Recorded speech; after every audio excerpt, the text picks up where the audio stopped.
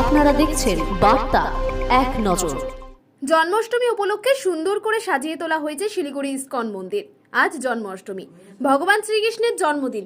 প্রতি বছর শিলিগুড়ি ইস্কন মন্দিরে জন্মাষ্টমী উদযাপন করা হয়ে থাকে। এই বছরও জন্মাষ্টমী উপলক্ষে গোটা মন্দির চত্বর সুন্দর করে সাজিয়ে তোলা হয়েছে।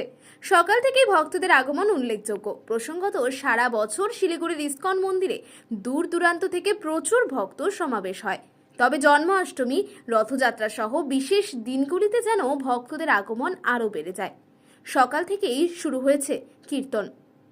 শিলিগুড়ি থেকে সজল দাশগুপ্তের রিপোর্ট, নিউজ বার্তা এক নজর।